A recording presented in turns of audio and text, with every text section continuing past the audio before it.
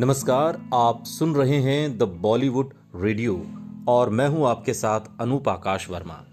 दोस्तों, बहुत स्वागत है आपका हमारी खास पेशकश जिसका नाम है किस्सा कोठे का।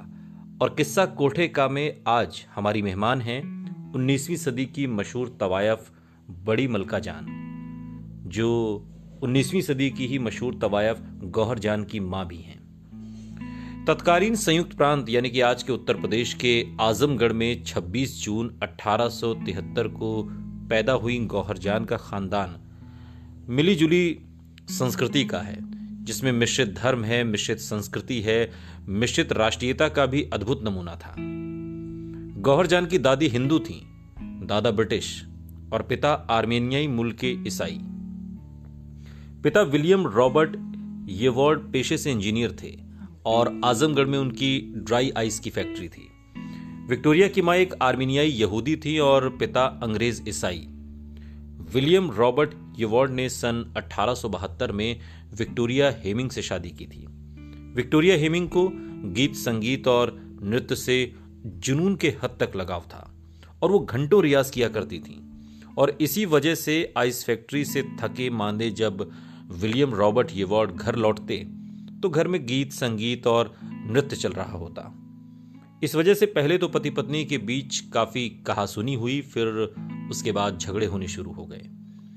पति पत्नी के बीच दूरियां बढ़ने लगीं और दाम्पत्य जीवन में लगातार कमी आती गई। और इसी वजह से पति पत्नी ने खुर्शीद नामक एक रईस वो का भी उसमें प्रवेश हो गया। एक तरीके से खुर्शीद से विक्टोरिया की नजदीकी की एक वजह यह भी थी कि खुर्शीद जितना विक्टोरिया को चाहता था उतना ही उसे विक्टोरिया के संगीत से भी लगाव था।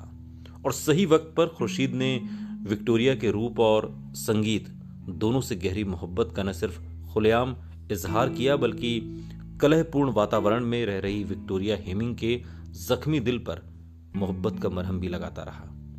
इन्हीं विलियम रॉबर्ट येवॉर्ड और विक्टोरिया हेमिंग की इकलौती बेटी थी एलिन एंजेलिना येवॉर्ड, जो बाद में गौहर जान के नाम से मशहूर हुई।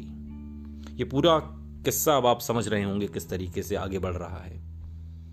बेटी एलिन एंजेलिना येवॉर्ड जब 6 साल की हुई, यानी कि गौहर जान, तो विलियम रॉबर्ट येवॉर्ड और विक्टोरिया हेमिंग की शादीशुदा जिंदगी में इतनी कड़वाहटें आ चुकी थीं कि दोनों ने तलाक ले लेना ही बेहतर समझा। और आखिरकार सन 1889 में दोनों के बीच तलाक हो गया। पति से अलग होने के बाद विक्टोरिया हेमिंग बनारस के रईस खुर्शीद से शादी करके आजमगढ़ से बनारस चली गईं। बनारस पहुंचकर विक्टोरिया हेमिंग ने इस्लाम कबूल करके अपना नाम बड़ी मलका जान रख लिया।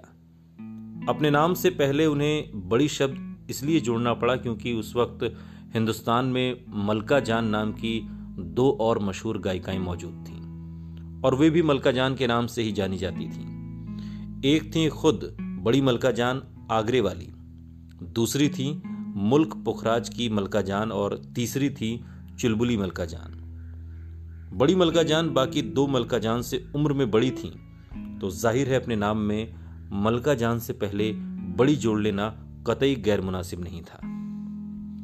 अपना धर्म बदलकर विक्टोरिया से बड़ी मलका जान बनने के बाद उन्होंने बेटी को भी धर्म परिवर्तित करवाकर एलिन एंजेलिना येवॉर्ड से गौहर जान बना दिया।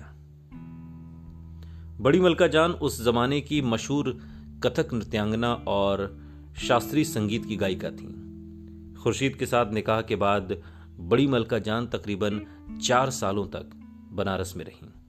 उसके बाद सन 1883 में उन्होंने कलकत्ता में निर्वासित जीवन जी रहे अवध के नवाब वाजिद अली शाह के दरबार में 300 रुपये महीने की मुलाजमत कबूल करके कलकत्ता चली गई।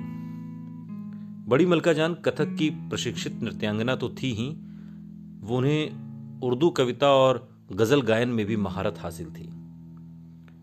बड़ी मलका जान ध्रुपद, ख्याल से लेकर ठुमरी, होरी, चैती, कजरी और गजल सब कुछ गाती थीं। उनके गाए कई गाने रिकॉर्ड किए गए और हर रिकॉर्ड के अंत में वो कहती हैं, माय नेम इज मलका जान या मलका जान ऑफ आगरा।